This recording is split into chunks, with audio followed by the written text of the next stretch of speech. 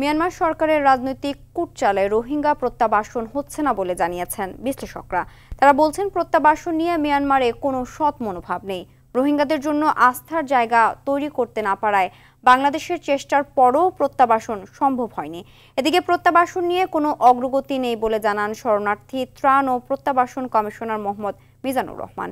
রোহিঙ্গা ও Arakan আর্মির নানা সংকট নিয়ে বিপুল দেব রায়ের ধারাবাহিক প্রতিবেদনের আজ দেখুন দ্বিতীয় পর্ব। গত ৮ দশক ধরে নির্বাসন ও প্রত্যাবাসনের চক্রে আটকা পড়ে আছে রোহিঙ্গারা। সবশেষ যে আশার আলো দেখা গিয়েছিল তাও নতুন বাস্তবতায় ফিকে হতে শুরু করেছে। বাংলাদেশ থেকে ৮,২৯,০৩৬ জন রোহিঙ্গার তালিকা ২০১৮ সালে পাঠানো হয়েছে। এরপর মিয়ানমার সরকার ১,৮০,০০০-এর ভেরিফিকেশন নিশ্চিত করে ফেরত নেওয়ার কথা জানায়। কিন্তু প্রত্যাবাসন নিয়ে ২০১৮, ২০১৯ ও ২০২৩ সালের উদ্যোগ ভেস্তে যায়। সবশেষ ব্যাংককে ষষ্ঠ বিমস্টেক শীর্ষ সম্মেলনের ফাঁকে এক বৈঠকে মিয়ানমার সরকার ও প্রধান উপদেষ্টার হাই রিপ্রেজেন্টেটিভ ডক্টর খলিলুর রহমানের সাথে প্রত্যাবাসন নিয়ে আলোচনা হলেও এর কোনো সুরাহা হয়নি। এছাড়া প্রত্যাবাসন নিয়ে কোনো অগ্রগতি নেই বলে জানান শরণার্থী ত্রাণ ও প্রত্যাবাসন কমিশনার। ১,৮০,০০০-কে তারা নেবে বলেছে, এটাই অগ্রগতি, এর বাইরে তো আর কোনো অগ্রগতি, ওরকম কোনো প্রক্রিয়া অগ্রসর হয়নি। মিয়ানমারের তরফ থেকে আমরা আর কোনো প্রক্রিয়া দেখিনি।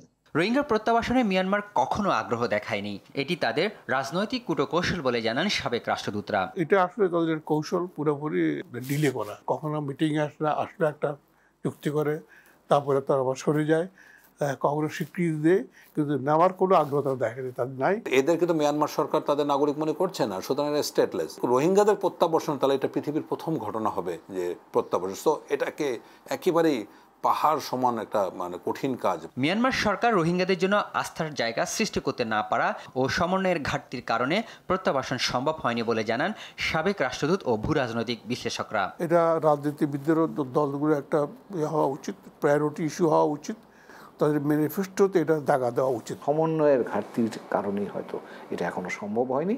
রোহিঙ্গাদের যাওয়ার মতো আস্থার জায়গা তৈরি করতে পারেনি।